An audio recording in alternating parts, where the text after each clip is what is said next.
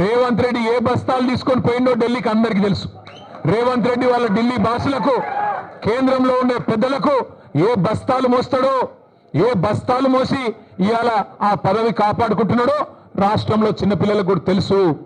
మనోళ్ళు సోషల్ మీడియాలో మా తమ్ముళ్ళు చెల్లెళ్ళు మంచి ముద్దు పేరు పెట్టిండ్రు. పే సీఎం అంటే పేమెంట్ కోటాలో తెచ్చుకున్న సీఎం పదవిని ఎప్పటికప్పుడు పేమెంట్లు ఇచ్చుకుంటూ కాపాడుకునే బాపత్ తప్ప నీకు రాష్ట్రంలో రైతుల మీద ప్రేమ లేదు, రాష్ట్రంలో గిరిజనుల మీద ప్రేమ లేదు, దళితుల మీద ప్రేమ లేదు, 42% రిజర్వేషన్ ఇస్తానని నువ్వు మోసం చేసిన బలహీన వర్గాల బిడ్డల మీద ప్రేమ లేదు, 2500 రూపాయలు ఇస్తానని నువ్వు మోసం చేసిన ఆడబిడ్డల మీద కనీస గౌరవం లేదు. ఇట్లా చెప్పుకుంటూ పోతే ఒక్కటంటే ఒక్క విషయంలో కూడా ఈ ముఖ్యమంత్రి గారు ఇప్పటివరకు సఫలం కాలేదు.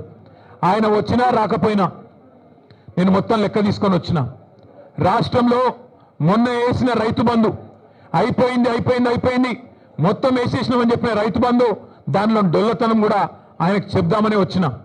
స్వయంగా రేవంత్ రెడ్డి నియోజకవర్గం కొడంగల్లో, స్వయంగా ముఖ్యమంత్రి ప్రాతినిధ్యం వహిస్తున్న కొడంగల్ నియోజకవర్గంలో ఇగో రైతు బంధు రాని రైతుల సంఖ్య, మొన్న వేసిన రైతు బంధు 670 మంది రైతుల పేర్లు, వివరాలు, అడ్రస్లు, ఫోన్ నంబర్లతో సహా తీసుకొని మరీ వచ్చిన.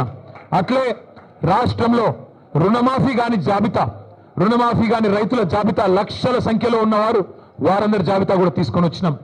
అట్లాగే ఈ రాష్ట్రంలో ఈ ప్రభుత్వం వచ్చిన తర్వాత, రేవంత్ రెడ్డి గారి ప్రభుత్వం వచ్చిన తర్వాత మరణించిన, బలవన్ మరణాలకు పాల్పడ్డ 600 మంది రైతుల లిస్టుతో సహా తీసుకొని వచ్చినాం.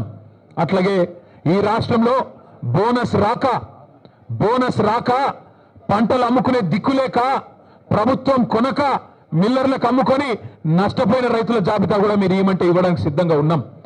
ఇవాళ రాష్ట్రంలో ఎరువుల కొరత రైతులను సతమతం చేస్తున్నది. ఒక ఆధార్ కార్డు మీద ఒకటే ఎరువు బస్తా, ఒకటే యూరియా బస్తా ఇస్తామంటే ఇలా రైతులు మళ్ళా లైన్లు కట్టి చెప్పులు క్యూలో పెట్టి ఎదురు చూస్తా ఉన్నారు ఫర్టిలైజర్ దుకాణాల ముంగట.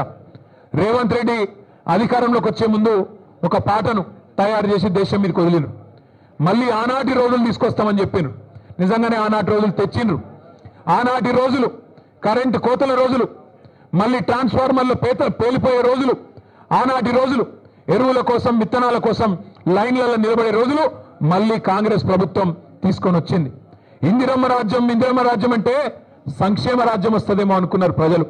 కానీ ఇందిరమ్మ రాజ్యం అంటే అక్రమ కేసులు, ఇందిరమ్మ రాజ్యం అంటే అణిచివేతలు, ఇందిరమ్మ రాజ్యం అంటే నిర్బంధాలు, ఆనాడు 50 ఏళ్ల కింద విధించిన ఎమర్జెన్సీని మళ్ళీ తలపించే విధంగా ఇందిరమ్మ రాజ్యం అంటేనే భయమయ్యేటట్టు ఇలా మళ్ళొక్కసారి పేదల మీద, గిరిజనుల మీద, దళితుల మీద దాడులు చేస్తూ చివరికి సోషల్ మీడియాలో ఒక పోస్ట్ పెడితే, రీట్వీట్ పెడితే నల్లబాలు అనే ఒక బలహీన వర్గాల తమ్ముడు శశిధర్ గౌడ పిల్లగాని పేరు, ఆయనను తీసుకుపోయి ఇలా జైల్లో పెట్టిండ్రు.